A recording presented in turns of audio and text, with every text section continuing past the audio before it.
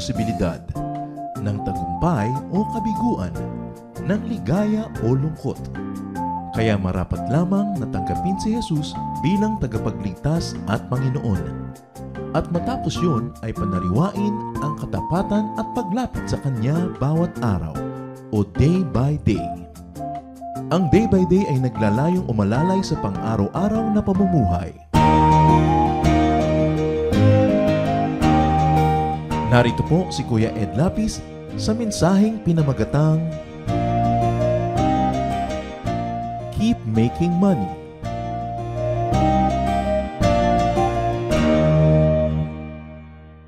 Maraming mga pinapangambahang bagyo ang tao sa buhay. At hindi lang yan yung bagyo na may dalang ulan o hangin. Ang isa sa mga pinakamalulupit ng bagyo ng buhay is a financial crisis. Yung dumating ang sobrang pangangailangan mo ng pananalapi pero wala kang magastos, wala kang mabunot o mahanap. To keep on living, we keep on spending. Therefore, to keep on living, we have to keep making money. Dapat ang tao lagi naghahanap buhay, kumikita, gumagawa ng paraan habang siya ay kumakain, gumagastos at gumagamit ng maraming mga pangangailangan. Salamat o Diyos dahil kayo pinagmumula ng pagpapala, kayo ang nagpapatibay sa amin, naghahanda upang humarap sa iba't ibang uri ng bagyo ng buhay. Nawa patuloy mo kaming turuan sa hiwaga ng kapangyarihan ng mga bagay na ibinibigay mo sa amin tulad ng karunungan, kaalaman, galing, husay para kami makapaghanap buhay. Ituro mo sa amin, Panginoon, ang isang karunungan ukol sa pananalapi na nakaugat sa iyong salita. Maunawa namin ang kalooban mo dito, maipamuhay namin, makinabang kami at kayo ay malugod. Patawarin niyo po kami sa aming mga kasalanan, linisin kami sa aming mga karumihan, O Diyos. At ngayon humihingi kami ng pagpapala niyo, kaliwanagan, karunungan, pagtutuwid, pagpapalakas sa amin. May you empower us with your words. Father, we commit this time to you, asking you to be the speaker. Walk in our midst, heal us, empower us, teach us, and protect us from lies and falsehood. In the name of Jesus, your Son, our teacher and healer, we pray. Amen. Keep making money. Dapat ba yung pinag-uusapan ng mga mananampalataya?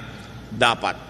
Sabi po ng pinakabarunong na lalaki sa balat ng lupa, si Solomon, sa Ecclesiastes 10:19, money is the answer for everything. Maaaring isang pagmamalabis or exaggeration, but of course, very, very true. Napakaraming mga pangangailangan, suliranin na natutugunan, nasasagot, nalulutas ng pananalapi. It is not money, but ungodly love for money that is condemned in Scripture. Hindi galit ang Biblia sa pera, ang galit ng Biblia ay sa pag-ibig sa pera na nagiging bunga para or dahilan para tumalikod ang tao sa Diyos at sa kanyang kapwa. Spirituality should not deny money nor money making because money buys many good things and money enables us to maximize the benefits of life. Godly people are to be fruitful money makers and money multipliers. Sa katuroan mismo ng Panginoong Hesus ay napakalinaw niyan. Nung meron siyang pinagkatiwalaan ng mga puhunan, binigyan niya ng iba-ibang dami ng puhunan at yung nakapagpatubo at nakapagparami sa puhunan ay kanyang kinalugdan at yung mga walang nagawa at hindi nakapagparami sa ibinigay, binawian pa niya. Matthew 25:28-29. Sabi ng Panginoon, take the talent from him, from that who did not make it more, and give it to the one who has 10 talents. For everyone who has will be given more, and he will have an abundance. Whoever does not have, even what he has will be taken from him. Mula mismo sa bibig ng Panginoon, yun daw meron na dadagdagan pa at yung wala, babawian pa ng konting-konting nasa kanya na nga kung hindi niya pinaparami, kung hindi niya sinisinop. What is the profile of a good money maker? Ano po ba ang mga katangian ng isang makadiyos na nagpaparami ng pagpapalang ibinibigay sa kanya at ipinagkakatiwala ng Diyos? Mostly, we will get this wisdom from Proverbs 31. A good money maker works with her own hands. Dito ay dinidescribe yung isang babaeng uliran. Proverbs 31:13, with her own hands, she gladly makes clothes. Idiniin dito, her own hands. Ang isang tao nga asenso at dadami ang pagpapala, siya mismo gumagawa, siya mismo nagtatrabaho, hindi niya iniaasa sa iba ang kaya niyang gawin, lalo yung area na magaling siya sa paggawa. Verse 22, she does her own sewing and everything she wears is beautiful. So, a good money maker produces what she needs. Kung anong kailangan niya, ginagawa niya. Her produce and outfit is beautiful. Hindi lang basta ginagawa, maganda ang trabaho. Why? Beauty attracts money. Beauty attracts customers. Beauty attracts supporters and lenders and investors. Dapat maganda ang trabaho ng tao. Tinatanggal ng Kristiyano sa kanyang bokabularyo yung pwede na yan. Dapat husayan yan. Yan ang ating mga pangangatwiran. Of course, merong mga tao na minamasama nila, no? Yung maganda o yung maluho, kahit pa nga ito ay pinagmulan nito ay pagsisikap. Pero nakikita natin na ikinalulugod ng Panginoon ang pagiging mabunga. This woman, who is the ideal person to make money, produces surplus goods to sell. Hindi lang siya lumilikha ng para sa kanyang kapangangailangan, sobra pa doon ang ginagawa niya para meron siyang pangalakal, maibenta. Proverbs 31:24, she makes clothes to sell to the shop owners. Gumagawa siya ng sariling damit, gumagawa siya ng sobra para maitinda. She makes and produces beyond what she needs. Nakikita po natin yung prinsipyo ng maluwag na buhay. Ikaw ay nagtatrabaho, lumilikha ka ng kailangan mo, at lampas pa sa kailangan mo para meron ka pang maitinda. She invests. She plants. Yung ideal and godly money maker. Proverbs 31:16, she knows how to buy land and how to plant a vineyard. Marunong siyang mag-isip, marunong siyang mamuhunan, bumili ng lupa para tamnan. Hindi lang bumibili ng lupa para sa luho o para sa pagpapasarap lang o bakasyonan lang, para tamnan. In other words, pati ang pagbili niya ng lupa, pamumuhunan pa rin. Kasi pagkakakitaan pa rin niya yung lupa na yon. Hindi puro consumption ng iniisip, production ang laman ng isip ng isang taong luluwag, aasenso sa buhay. Proverbs 31:18, she knows when to buy or sell. Magaling siya sa timing. Itong lady of Proverbs 31, dapat yata nasa stock market, ano? She knows when to buy and when to sell. Pinapakiramdaman niya ang panahon, binabasa niya ang takbo ng mga pangyayari sa kanyang paligid. Alam niya kung anong dapat binibili sa ganitong oras at kung kailan naman ito ibebenta para siya ay may kita. A good money maker trades, nangangalakal, nagnenegosyo, and therefore brings home the goods.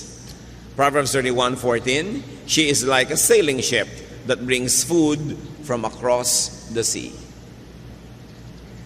Kamangha-mangha na ang ginawang example dito sa Proverbs 31 ng napakahusay na negosyante ay in the person of a woman. Samantalang male-dominated yung society noon.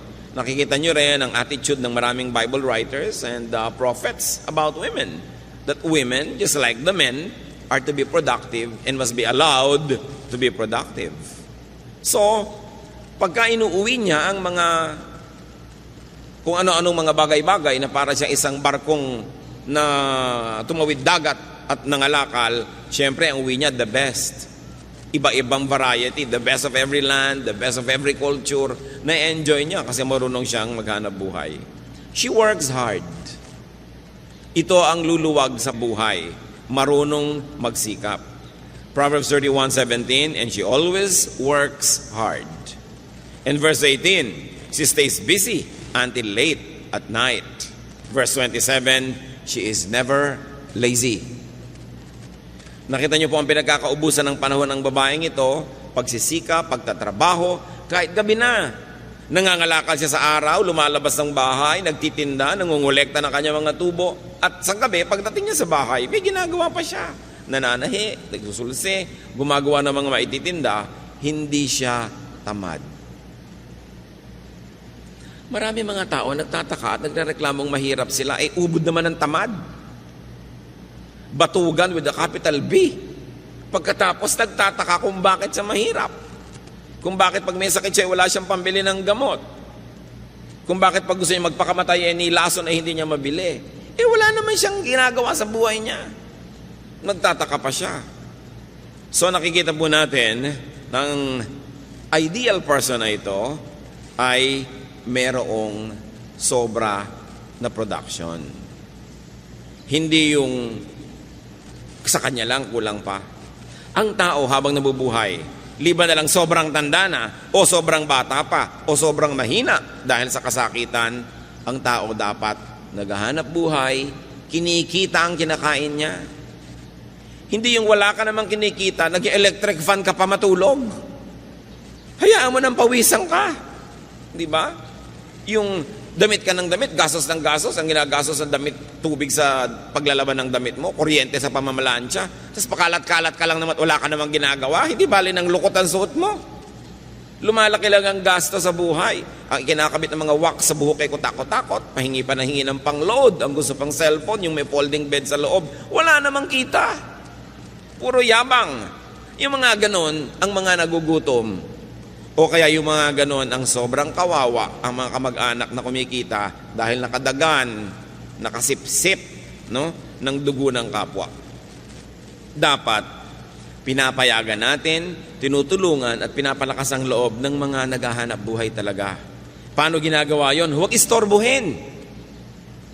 Merong mga kamag-anak, may kaisa-isang nagtatrabahong anak, may sakit yung isa, yung pang may trabaho ang pa-absent din para mag-alaga. Ito na nga lang ang kumikita, ang daming mga walang ginagawang kamag-anak, yung kumikita pang inaabala. May mga babaeng walang ginawa kundi mag-text sa asawa at pauwi ng pauwi, nagtatrabaho yung asawa. Nananabik lang pala na may mga kasama. No? Libangin mo ang sarili mo, makipag-usap ka sa anino mo, makipag-chess ka sa anino mo, huwag mong istorbohin yung nagtatrabaho. Diba? Huwag lagi na lamang na pagka mayroong kinikita, pitasan ng pitasan at hingan ng hingan. Yan ang dahilan. Kaya marami po sa ating mga kababayan na wala ng gana na magnegosyo, mag-agrikultura, magmumuhunan, maghanap buhay sa dami ng nangingikil, sa dami ng humihingi, tinatamad na tuloy yung iba magtrabaho. Subukan nyo sa mga malalayong kanayunan, magtayo kayo ng negosyo, ang daming sumisingil ng buwis nyo at hindi lang yung gobyerno. Maraming gusto humingi. Subukan mo magbiyahe ng mga gulay, ang daming humaharang sa 100. Pag carnapper ka, walang humaharang. No? So napakaraming pabigat at pahirap sa mga gustong maghanap buhay. And many of our countrymen get demotivated na maging productive sila sa buhay. Parang sa mga kamag-anak din, nakakatakot umasenso dahil sa dami ng kakapit sa'yo, lulubog na kayong lahat. Napakahirap magpakita ng konting kaluwagan kasi marami agad mangungutang. Ang trabaho tuloy ng iba, kahit meron, daing ng daing. Kunwari, maparaming problema, sa takot, nahingan sila ng mga walang hanap buhay. Balikan natin itong babae na ito, na kinakatawan din ang sino man, lalaki man yon, na marunong maghanap buhay. She is positive. Sabi ng Proverbs 31:25, she is strong and graceful, as well as cheerful about the future. Yung cheerful about the future is translated by other versions as she can laugh at the days to come. Magaan siyang kasama, ng palangiti, maganda ang bukas ng mukha, at maganda ang pananaw tungkol sa kinabukasan kasi may naipon. Strength, grace, and cheerfulness are her hallmark. Why? Because she has enough. And not only that, those attributes are also attractive in business. Siyempre, ang gusto mong kadil sa negosyo ay yung masarap, magaan. Hindi yung lagi na lamang parang dinadaganan ng mundo ang problema niya. Ayaw mong nasa paligid ng ganitong tao. Hindi ko alam kung ba't may mga tao ang hilig-hilig dumaing. Samantalang ayaw mo naman siyempre sa taong paladaing, iniiwasan tuloy sila ng mga tao, lalo silang nawawalan. Definitely, this wonderful woman was not a complainer. Hindi siya reklamadora. Proverbs 31:26, her words are sensible and her advice is thoughtful.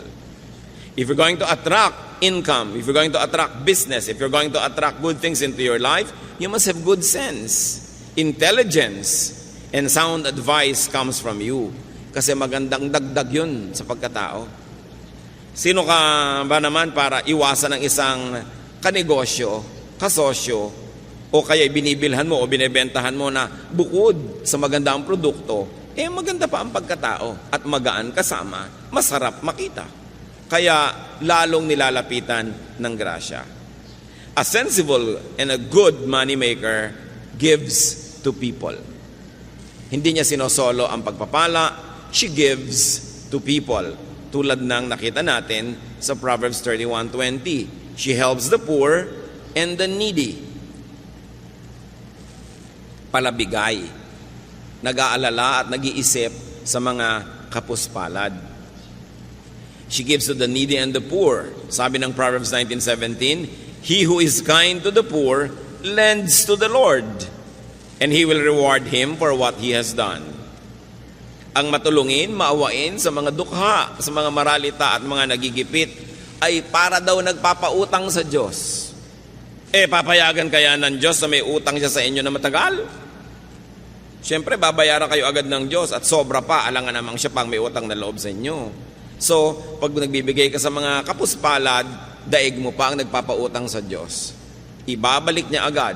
At kung hindi mo man maramdamang ibinalik, isipin mo na lang, saan mo namang kinuha yung ipinahirat? Luwag mo doon sa mahirap. Hindi ba sa Diyos din ang galing? Nauna na, baka na-advance. Yung mga iba nagsasabi, ba't gumagawa ako ng mabuti, wala pang ibinabalik ang Diyos? Baka naman na-advance na sa'yo.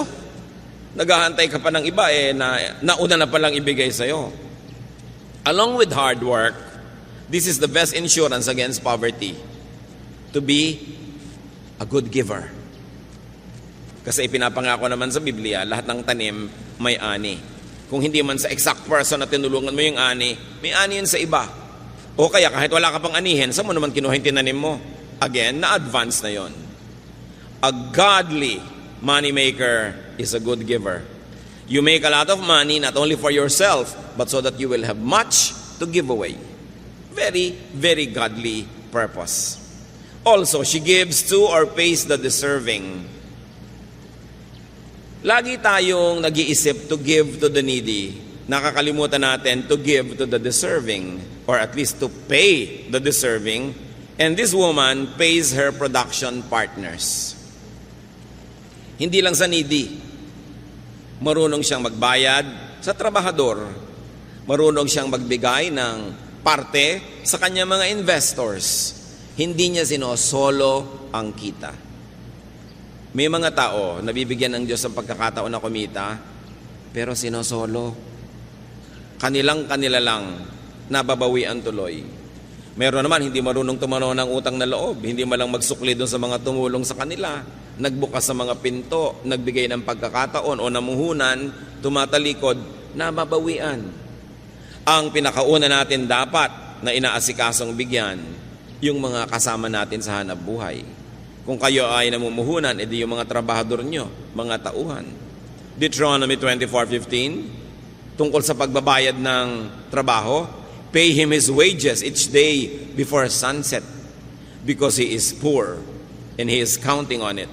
Otherwise, he may cry to the Lord against you, and you will be guilty of sin. Pag pinagtrabahuhan na, bayaran na. Lalo at arawan yung manggagawa o lingguhan, huwag nang pinapatagal pa. Nakita nyo ang kawawang si Sisa sa Noli Me Tangere?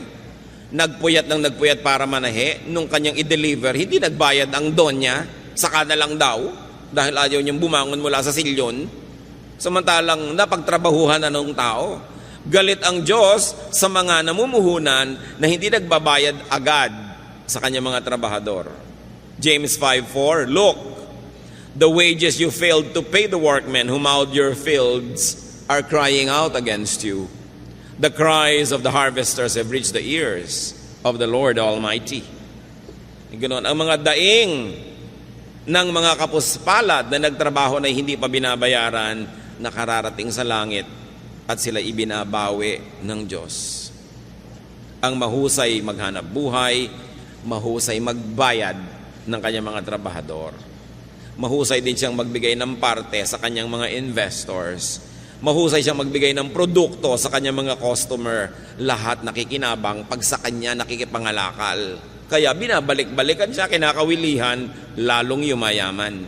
Hindi yung mga one-shot deal lang na nang dedenggoy ng kapwa, iniisahan nila yung kapwa, tuwang-tuwa sila, pero wala nang babalik.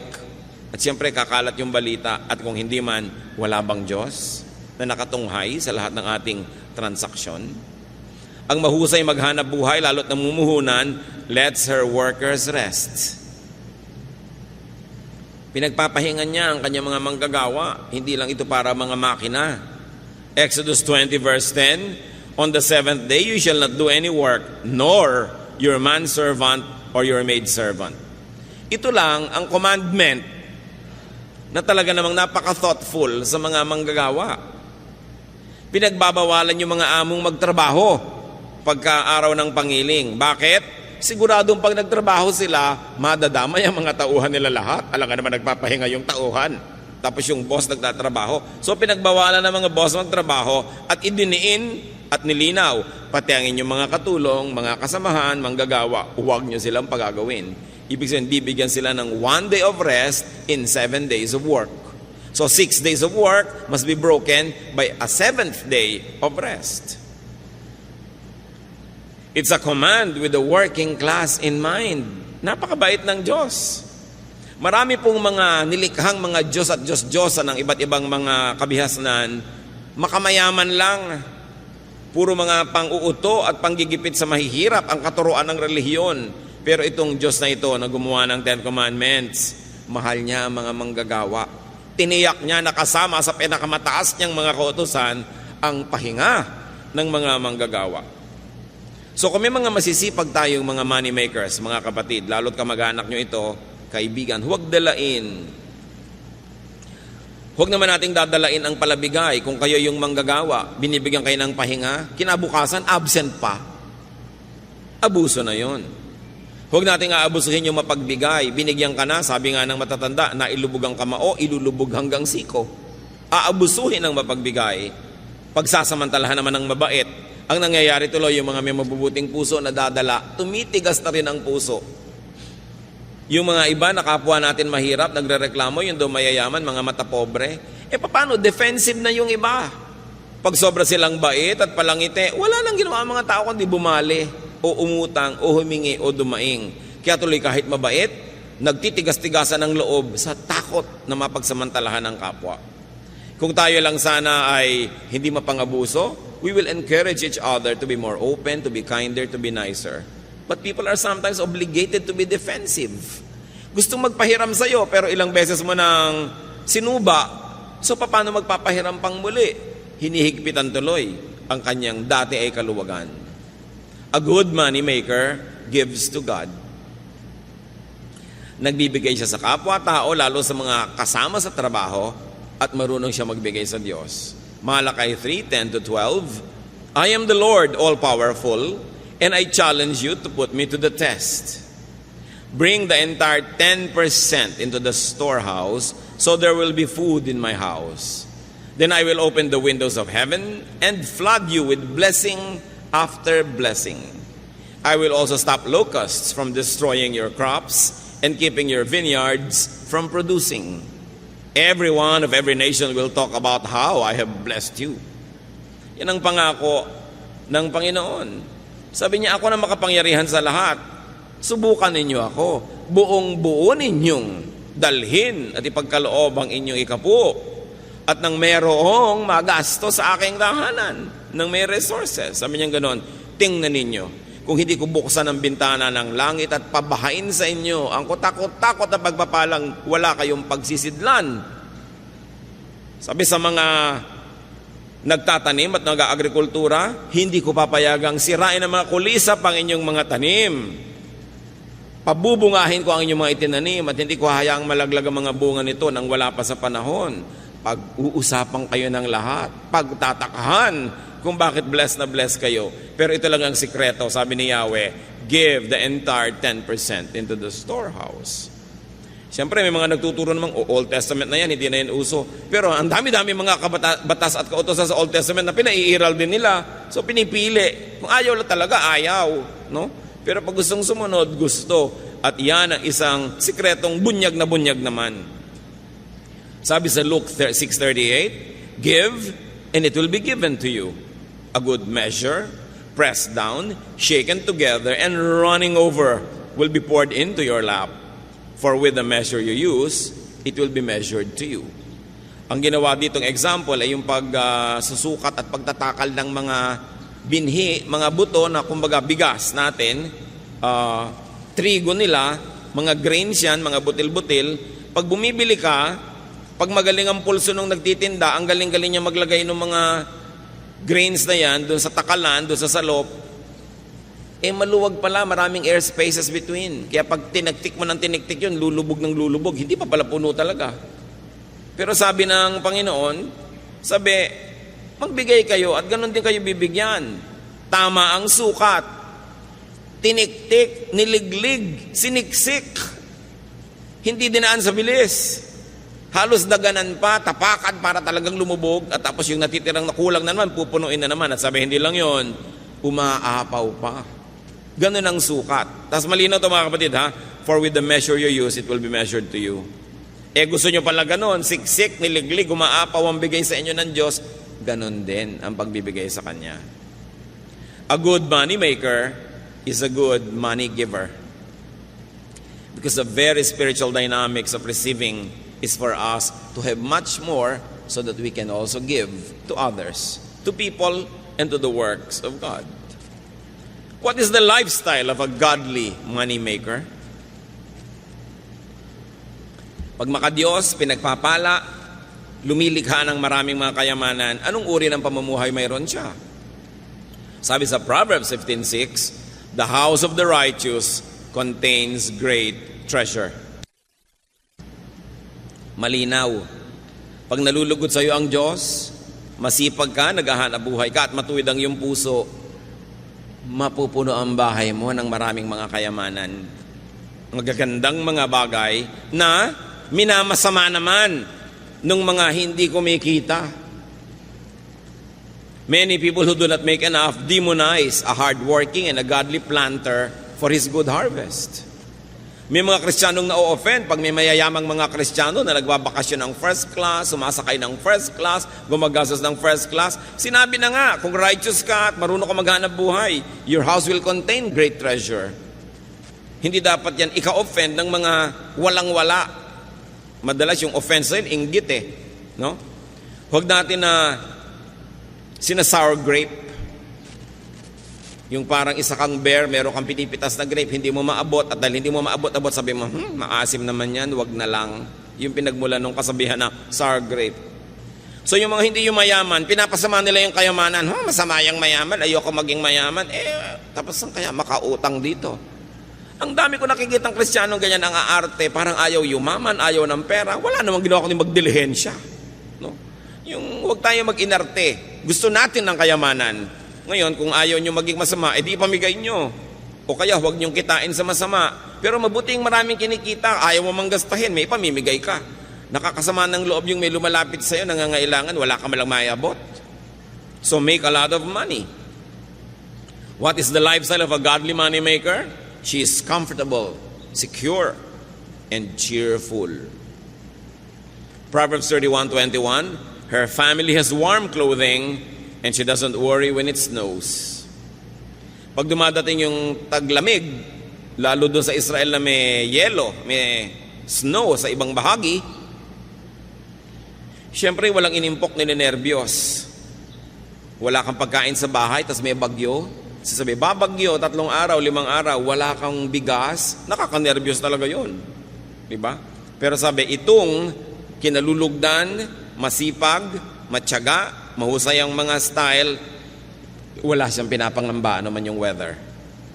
Ngayon, bago tayo malito mga kapatid, may mga makadiyos, masipag, wala pa rin pera. No? dapat nating isipin kung bakit. Bakit? Kung makadiyos ako, masipag ako, bakit wala pa rin ako? Kasi kadalasan yung pinagsisipagan natin, kahit 1,000 taong ka magtrabaho doon, hindi ka naman talaga aasenso dahil sobrang liit ng kita doon. So you don't only work hard, you have to work smart. Titingnan mo, ito bang nakalagyan ko na ito na trabaho or profesyon, maahahango ako sa buhay kung masipag ako? Kung wala kayong nakikitang pag-asa, dead end yun, dapat lumipat kayo na ibang magagawa sa buhay, be more creative, create more, kasi maraming Pilipino masipag talaga. Pero yung pinagsisipagan nila parang dead end. Parang wala namang makikita kang asenso dun sa lugar na yun, maliban na lang maging creative sila and reinvent the profession or reinvent their style to make more money. Proverbs 31:25, this godly businesswoman, she is cheerful about the future. Yun yung pinag-usapan natin, she can laugh at the days to come. Sino ba ang pwedeng tumingin sa kinabukasan na may kasamang ngiti? E di yung may ipon. Lalo naman yung may ipon na patuloy pa rin kumikita. At ito ang challenge sa ating OFW phenomenon. Maraming kumikita, mababasa nyo sa dyaryo, buwan-buwan, bilyon na dolyar ang pumapasok sa Pilipinas. Pero marami naman sa ating mga OFW, matanggal sa trabaho o umuwi, after 6 months, gutom na naman.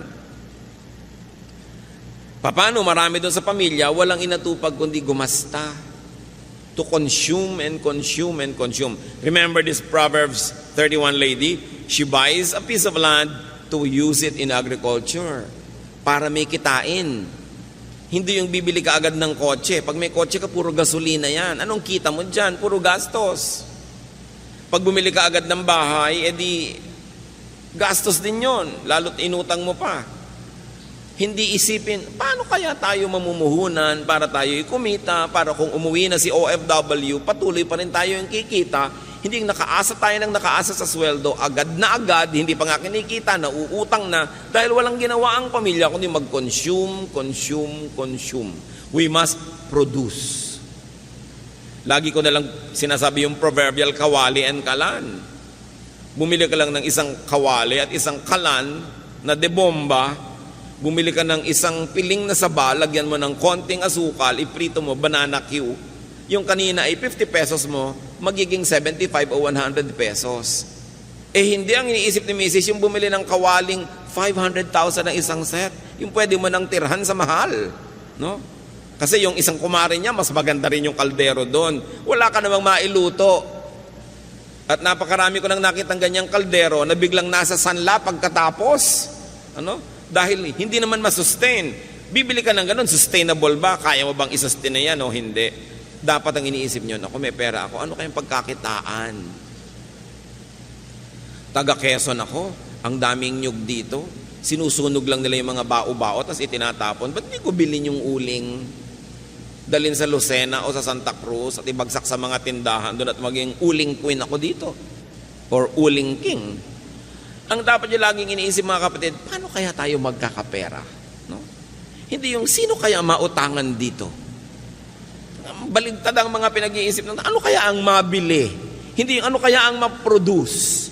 Nakita nyo yung babae, nananahipan ng mga bagay-bagay sa kanyang bahay, gumagawa pa ng mga belt, mga buckles, itinitinda. Eh siya na nga yung mayaman.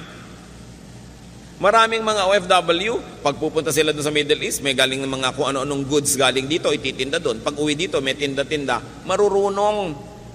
Naiinis naman yung iba, mukhang pera yan. Lahat na lang business. Dapat. Pupunta kayo sa isang probinsya, magbabakasyon kayo doon, ba't hindi kayo mamakyaw ng kung ano-anong mga goods dito, ibenta nyo doon para yung pamasahin nyo man lang, mabawi nyo. Ang dami-dami po sa ating mga probinsya, mga kapatid, nabubulok ng mga prutas, nalalaglag ng mga santol, mga duhat, nalalaglag ng mga dalandan, kung ano-anong naglalaglagan, wala man lang kumukolekta, samantalang sa Maynila at sa iba pa mga cities, ang mahal-mahal. Hindi lang kasi nagtutugma yung production at saka yung consumption ng mga tao. It's about distribution. It's about attitude. Kailangan ng mga tao palitan yung attitude. Kung nagsasawa ka na sa hirap, palitan mo ang paraan ng pag-iisip. Kasi kadalasan yung paraan ng pag-iisip at pamumuhay natin ang nagpapahirap sa atin. Kasi marami naman tayong kapwa mahirap at umasenso na iba ang pag-iisip nila. Nag-iba ang pamamaraan. Hindi magic yon. May formula yan. Nag-iisip ka lagi ng hanap buhay and you are willing to break your back to earn your days of pleasure. Challenge yan sa ating OFWs.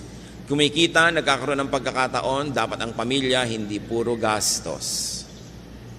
Kung hindi man kayo makasave, mag-invest kayo kahit paano. Because a job contract abroad is not forever. Meron niyang wakas. Sabi na Ecclesiastes 11:6, sow your seed in the morning, and at evening let not your hands be idle. For you do not know which will succeed, whether this or that, or whether both will do equally well. Sabi niya, magtanim ka sa umaga, at sa pagdating ng gabi, pag uwi mo, humanap ka pa ng magagawang pagkakakitaan. Bakit? Hindi naman kung nakapagtanim ka, tutubo yun at bubunga. Kung abutan ng bagyo, ng salot, ng peste, o nakaani ka ng marami, pero ang dami ding umani ng marami, bagsak tuloy ang presyo. Sabi, hindi ko man nagtanim ka na, aasahan mo na yon. Gumawa ka pa ng iba. So nakita nyo ang pinag-uusapan dito, agriculture and commerce. Agriculture and trading or production. Ang dami nating kababayan, ang sisipag, mga magsasaka talaga, pero ba't hindi naaahon sa hirap? Kasi yun lang sakang inaasahan. Pagkatanim, lasigan na ng lasigan hanggang anihan. Chismisan ng chismisan hanggang anihan. Kung may dumating na bagyo, nasalanta ang goods mo, edi nakatunganga ka. Yun po mga ifugaw.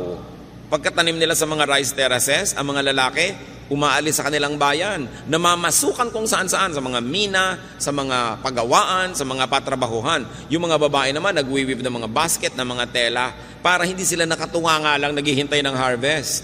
May iba silang ginagawa. Kailangan lagi kang may ginagawa. Kasi pag wala ka namang ginagawa, mapalagay ka lang sa chismis o bingguhan o kung ano-ano.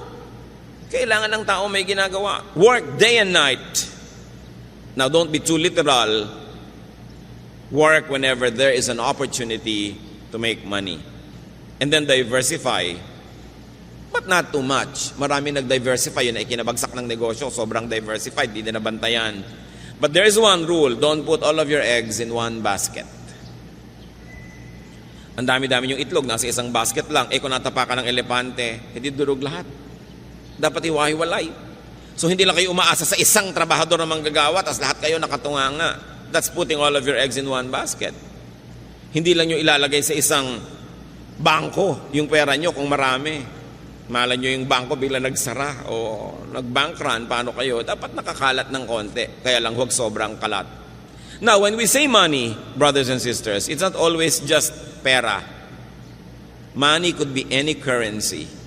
Anything that you could exchange for money, goods, or services. Money could be anything that you could give to people in exchange for what they give you or to purchase what you need from them. In other words, pera dito pinag-uusapan yung salapi o kaya service. Kung minsan wala kang perang pambili ng gusto mo, pero may dalawa kang kamay, may paa ka, may katawan ka, pwede mong kitain yung gusto mo sa pamamagitan ng paglilingkod. Gusto mong kumain, tapos mamalimos ka, bakit hindi ka tumanggap ng labada? Bakit hindi ka kumatok sa bahay-bahay? Meron po ba kayong papalabhan? Meron po ba kayong kotseng pahuhugasan? Meron ba kayong ipalilinis na garahe? Diba? Meron ba kayong mga tulya at talabang gusto yung tanggalan ko ng putik? Maglingkod kayo, huwag kayong manghingi. Ang nanghihingi lang yung sobrang matanda, sobrang bata o may sakit. Pag nagtatrabaho ka, you earn your keep. So work. Marami pa po mga kapatid, yung nagbibigay ng magandang payo o guidance, trabaho yun. Kayo naman nagpa-counsel, huwag kayong magmaang-maangan, magregalo naman kayo sa counselor. No? Pag bumupunta nga kayo sa psychiatrist, ang mahal-mahal ng bayad nyo. Pagka mga pastor yung nagka-counsel, TY. No? Samantalang binuntunan mo na takot-takot na problema, hiningahan, nagpadalangin ka pa, nag-fasting pa para sa iyo yung tao. Samantalang ni isa man lang chiko, wala kang dala. Kayo nga nagpapa-counsel, huwag kayong dumadating ng wala ni bit-bit ni ano.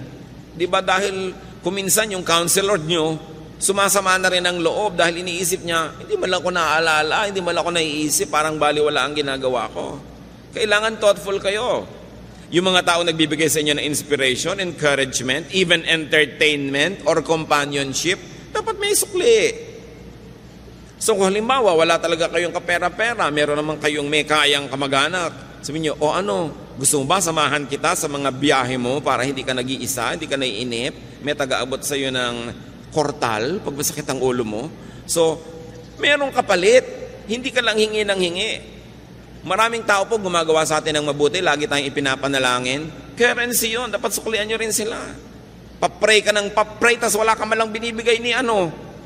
Diba? Pag-pray nyo ako, lahat na lang ng problema mo, itatambak mo, ite-text mo, i-email mo. Tas wala ka man lang maibigay ni Guyabano. Kailangan marunong ka kasi laging exchange ang buhay. Marami po sa atin nagdarahop kasi hindi tayo marunong magbayad. Kuha lang tayo ng kuha. Ayaw ng Diyos doon eh. Gusto niya laging marunong tayo magpalit. Kaya kuminsan sa atin nagtataka tayo, ano kaya ang dahilan ba't ang hirap ko? Baka kasi lahat din ng taong nadadapuan mo, pinaghihirap mo. Kaya bumabalik sa iyo yan. Hindi ka blessing sa mga tao. Kahit wala kang kapera-pera, may magagawa ka para sa isang tao. Pupunta po ako sa bahay nyo, sa shining ko lahat ng sapatos nyo dahil puro yata mga gasgas na yung mga sapatos nyo. O di may blessing kang nagawa sa tao. Hindi yung hihingi ka lang. Kahit kamag-anak mo, kahit kuya mo, kahit bayaw mo, nanay mo, tatay mo, meron ka dapat ipalit. Lagi. Hindi mo siya binibili. Gusto ng Diyos, nagpapalit tayo. Nagsusukli. Para kinakatuwaan ka at pag natuwa sa'yo, bukas, maaalala ka na naman niya. Hindi pag nakikita ka na allergic yung tao, pinapantal. No? Dahil daig mo pa talaga ang allergy. Pag dumadapo ka sa tao, nahihirapan siya. You know, you can never run out of money or currency or barter goods. Magaling ka magluto. Bakit hindi ka mag-offer? Ipagluluto mo yung isang ginang na laging busy. O lulutuin mo sa bahay mo, de-deliver mo na lang sa bahay niya. Tapos, ang bayad sa'yo, o 1/4 ng niluto mo, di libre na yung pagkain yung pamilya. Hindi lagi kang nakatunganga. Ang daming nakatunganga sa bayan na ito. Kaya nagtataka pa na bakit mahirap yung bayan. Ang dami talaga nakatunganga. Hindi ka mawawalan, kapatid, ng pambayad o panukli o pambigay kung willing ka lang. Lagi tayong merong pwedeng ipalit. And remember, you could never be fruitless or useless, unemployed or idle if only you would decide to always make money. And that money is pera or services. Anything na pwede nating ipambayad para makuha natin yung gusto natin, it's considered money. Ngayon, nasa katanghalian, tapat kayo na inyong buhay, malakas ang kita nyo, take advantage of your best season. Para mga artista, may panahon na sikat, hot na hot property talaga, kita dito, kita doon. Pag hindi nag-ipon, pag hindi nag-invest, kawawa naman pag lumalaos na. Dumadating yung tanghaling tapat ng buhay natin. Dumadating din yung 1:00, 2:00, 3:00 ng hapon, 5:00, 5:45, marapit na mag-orasyon. No? Dumadating yan. Dapat handa ka dyan. Dahil hindi naman surprise. Dahil darating talaga yan. So earn the most, invest the most, save the most.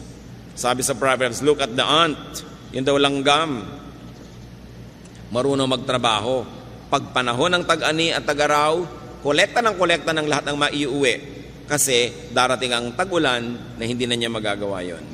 So always ask yourself, ano ba ang mapagkakakitaan dito? Dapat gawin natin yun na pananaw.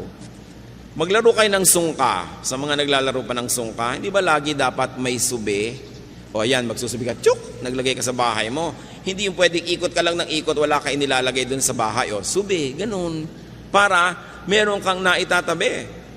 Alam nyo, sabi na isang may doktorado sa anthropology, yung sungka daw, ang sinaunang computer ng mga Pilipino. Talagang taga-compute. May nagsasabi pa na yung abacus daw ng China, apo lang ng sungkahan. At meron pang nagpapatotoo na only in the recent past, maraming mga tindera sa probinsya gumagamit ng sungka pang compute ng mga sukle at bayad. Ang mga sinaunang Pilipino po ay mga negosyante. Hindi sila katulad ng mga sinasabi ng ibang ngayon na mga tamad daw. Mga negosyante, mga importer and exporter. At very good ang credit standing. Alam natin yung napakarami mga sasakyang dagat galing China at galing sa ibang bansa na dumarating dito para makipangalakal sa ating mga ninuno. At ang ating counting system, very elaborate ha. Sa bawat isang zero, meron tayo dinadagdag na salitang po, 10, 20, 30, di ba? Dagdagan nyo pa ng isang zero, daan. 100, 200, 300. Isa pang zero, 1,000. Dagdagan nyo pa na isa pang zero, 10,000 na yon, laksa. May salita tayo dyan, laksa. Ang Greek culture, ang Hebrew culture, ang maraming cultures hanggang 10,000 lang ang bilang. Pero sa Tagalog, meron tayong 100,000, yuta. Meron tayong 1,000,000, angaw. At meron tayong 10 million, kati. Meron tayong 100 million, bahala. At meron pang 1 billion, gatos. Ang daming magbilang ng mga Pilipino nung araw. Di ba? Talagang mahusay magbilang. At sinasabi nila, yung unang pera sa China, kauna-unahan, yung sigay, yung pangsuka natin na shell, dito mga galing lahat. Na napakalaki daw na mga kalakalyang sigay na yan na ine-export natin to China, kaya marunong magbilang yung mga Pilipino, kaya may sungkahan. No? Talagang mahusay mag-count. Nawala yon because of colonialism. Nung inangkin ng mga Kastila, ang mga lupain, pinagtatrabaho lang yung mga tao bilang mga kasama. Nagtatrabaho ka, hirap na hirap ka, sa iyo yung trabaho, doon sa may lupa na kumamkam yung ani. Kaya daang-daang taon na wala nang gana ang tao magtrabaho. Kasi kahit anong sipag ang gawin mo, mahirap pa na ang ending mo. So ba't ka na lang daw magpapakahirap? Pero dapat na natin baguhin yung pananaw na yon. Nakasama sa ating kabihasnan yung pagbibigay ng kalakal sa iba't ibang tao. Ikaw na lang yung taga-bili, taga-utang at taga-hulog. Kailangan marunong mga lakal. And as you grow old, continue being precious and useful and functional.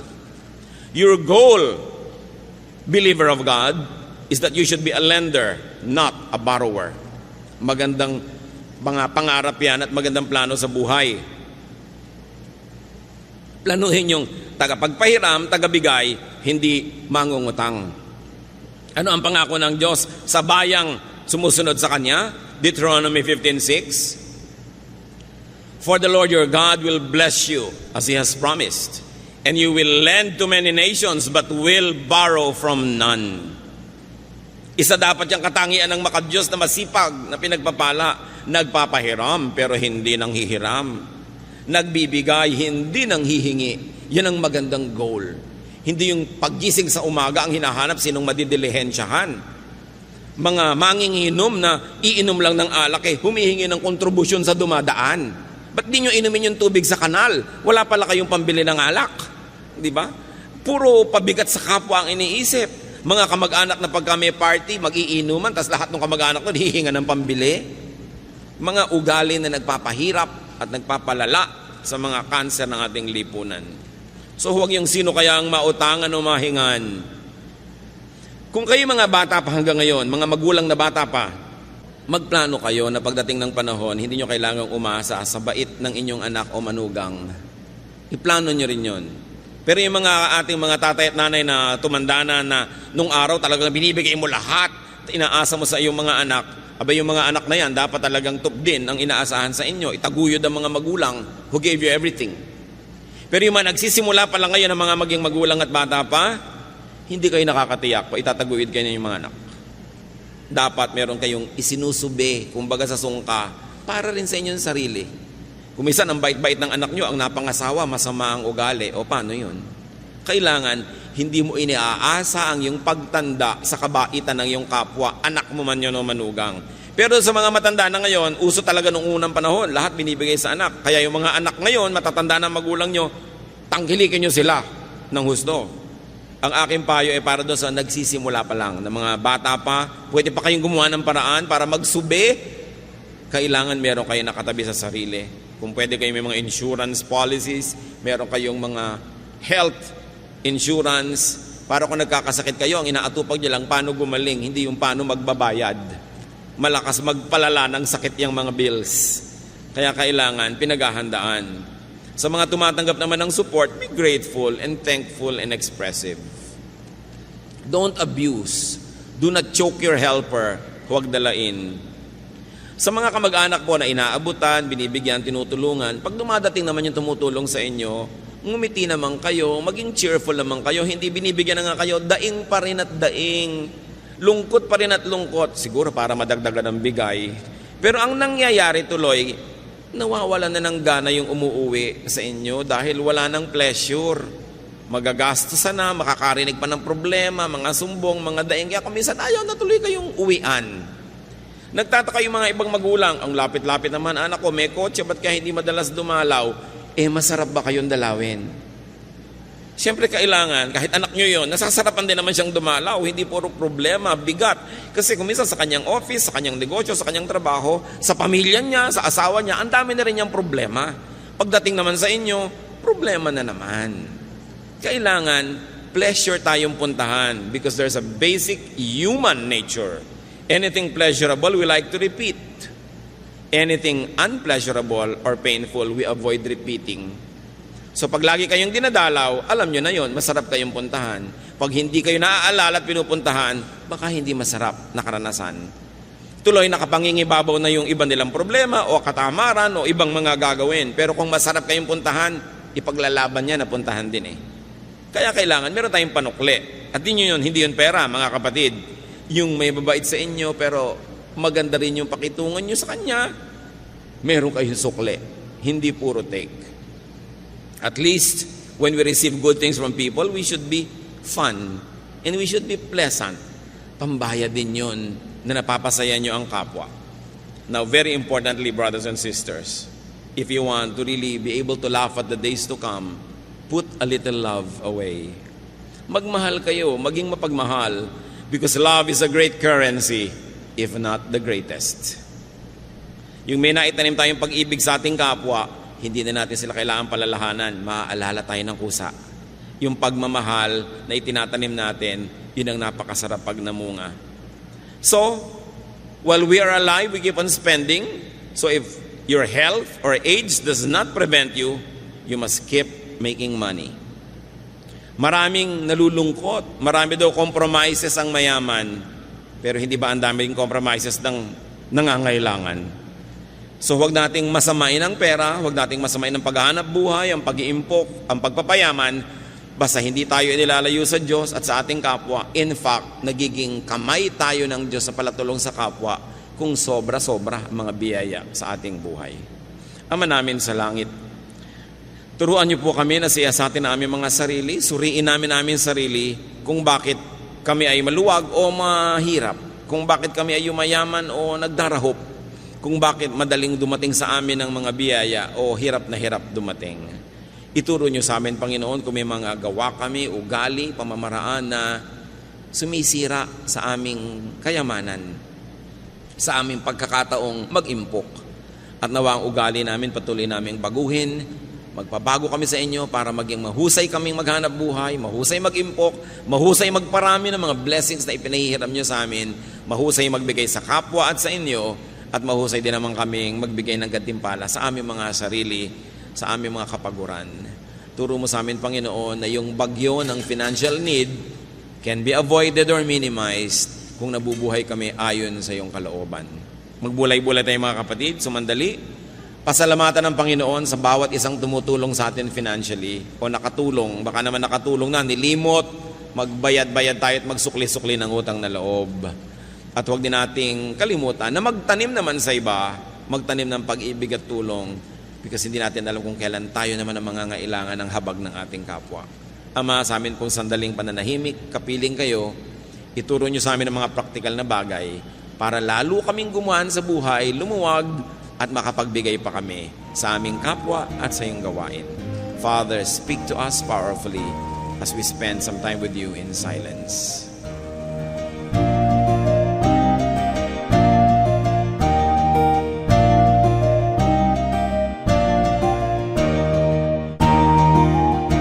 Ang katatapos pong mensahe ni Kuya Ed Lapis ay pinamagatang Keep Making Money.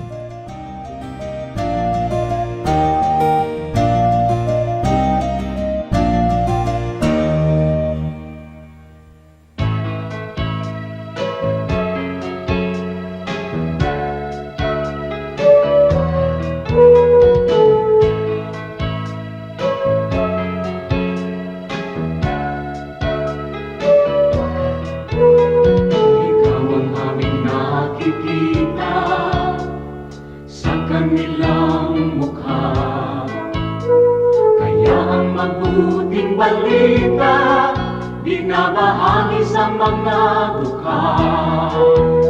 Ngunit paano nilang masisilayan ang habag at pag-ibig mo kung hindi mapatutunayan sa aming patotoo? Kaya kung paano mo kami kinalingan, kung paano mo kami minahal, sa aming buhay nawa ay magbunga ng pagtitiyaga at pagpapagal sa aming kilos, salita at damdamin. Maranasan nilang totoo ang kabutihang natutunan namin na nagmumula sa'yo.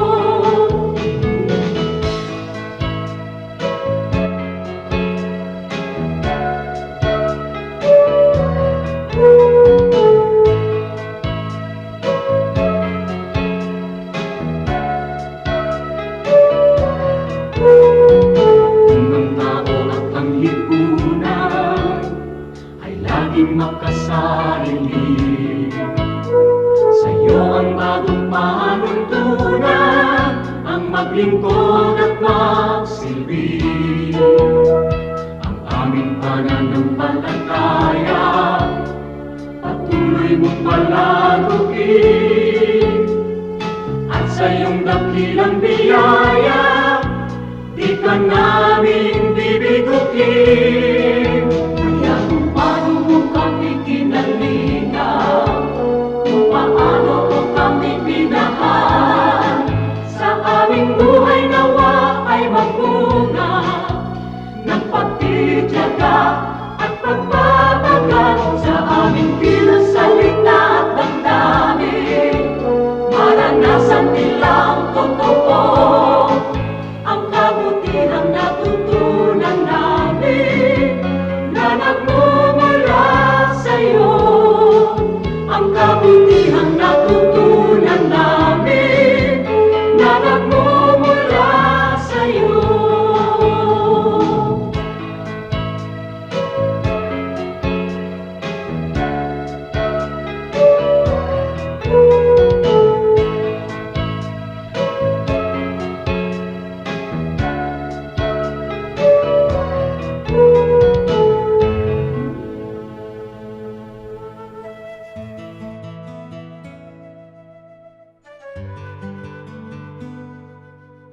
Bakit sinasabing this nation can be great again? Kailan nga ba naging great ang Pilipinas? Napakarami sigurong matatawag na greatness ng lahing Pilipino, pero kung sa technology, sa trading, sa material culture, matatawag siguro natin yung from the 11th to the 13th centuries na golden age ng Philippine civilization. Kasi pagka hinukay natin ang mga libingan ng ating mga ninuno, yung mga diggings nga na na-date dyan sa panahon na yan, napakalaki ng ebidensya ng sophistication and improvement and development of our civilization. Metal craft, halimbawa, yung mga paghahabi, pottery, bagamat maraming imported from China and the other countries, it only means that we are vigorously trading with these people. So isa yan na matatawag na golden age. Yung pagsisimula at paglago ng Ifugao Rice Terraces is a golden age, no, in terms of community work or public work, if you might call it. Yung ating pagtayo laban sa Espanya sa ating himagsikang Filipino noong 1896 at ang pagwawagi at ang deklarasyon ng independensya noong June 12, 1898, ang pagsulat ng konstitusyon sa Malolos, na kauna-unahang konstitusyon ng isang republika sa buong Asya. These are high water marks of a civilization.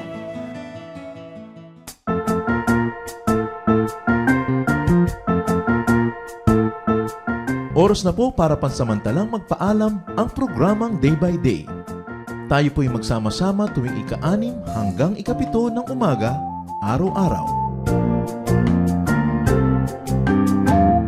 Magandang umaga po at mabuhay ang Panginoong Hesus!